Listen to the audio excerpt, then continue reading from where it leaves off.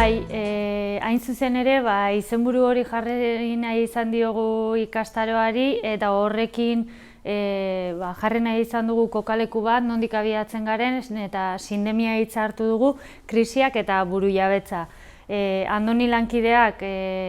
berak egin du sarrera eta horretaz aritu dira justo, esateko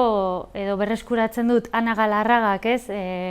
Konfinamendu garaian nola egin zuen sindemiari buruzko aurkezpen bat, eta sindemia hain zuzen ere dela krisiek duten izaera soziala, ez? Eta nola elkar gurutzatzen diren krisi ezberdina kontutan hartu behar dugula, ez dela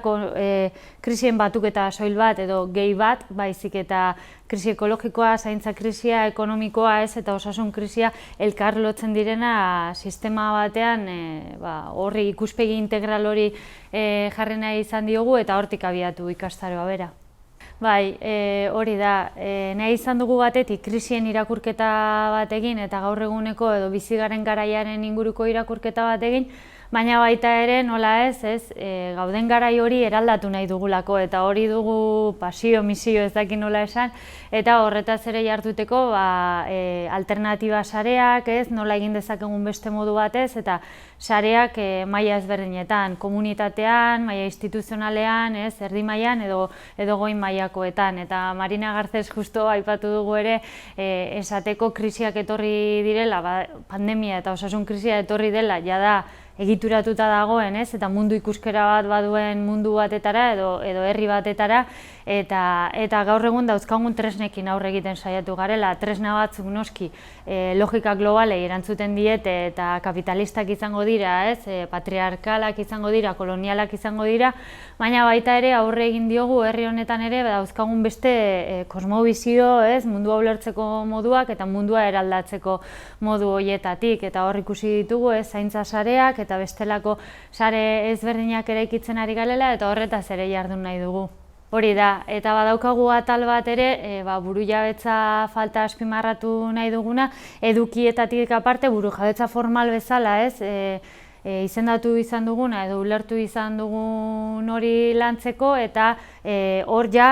atera dira, edukietan ari ginenean edo krisietaz ari ginenean, eta alternatibetaz atera da behin eta berriz, ados, baina hemen gobernantza eredu batetaz horrela esan da igual, soinu txarra dauka, baina hitz egin behar dugu instituzionalizazio prozesuetaz, hitz egin behar dugu burujabetza falta bat daukagula, eta beharrezko dugula ez, herri egituraketa bat aurrera eraman, alternatiba horiek gauzatu daitezen denboran, ez, eta errealak izan daitezken baliabide ekonomiko, politiko, sozialen ikuspegitik. Eta hirugarren atal bat, hain zuzen ere, kulturari eskainiko dioguna da, baina bai gustatuko litzaidake esatea, guretzat ez daudela ezberdinduta, materiala, formala eta kulturala, baizik eta elkarlotuta ulertu behar ditugula. Hau da, kulturala berak materiala da eta baditu ondorio materialak eta abiapuntu materialak, eta alderantziz materiala den hori ere uzten da gure pentsatzeko moduetan, gure jarduteko moduetan, kulturala den guzti horretaz.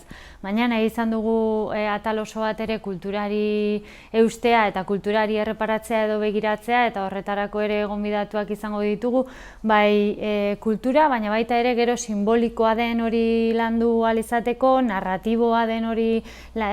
landu alizateko, irudiak, diskurtsoak nola lantzen diren, nola eraikitzen diren sistemaren aldetik, krisiei aurre egiteko edo krisiak azaltzeko orduan, baina baita ere nola egin beharko genuken alternatiba ez eraikitzen ari garen honetan. Guretzat batetik bai ikuspegi integrala eman nahi izan diogu, ze askotan oso borondate honez herri honetan ari gara eremu ezberdinetatik, eta nahi gabean alternatiba pentsatzen ari gara eremu ezberdinetatik, baina nahi ditugu eremu guzti horiek ere izatez naturalki lotuta daudenez, lotu plaza amankomun bat eskaini, eta elkarrizketan jarri hain zuzen ere ikusteko, krisi ekologikoan eta agroekologiatik egiten ari diren horiek edo zaintza krisiaz, eta zaintzaren ikuspegitik egiten ari diren horiek edo berdin ekonomiaz, kulturalaz direnak, plaza amankomun bat eskaini elkarlotzeko, eta ikusteko herri bezala ere nola eraiki ditzakegun beste etorkizun batzuk edo irudikatu ditzakegun eta eraikitzen ari garen eta egin dezakegun indarrak batuz batez ere.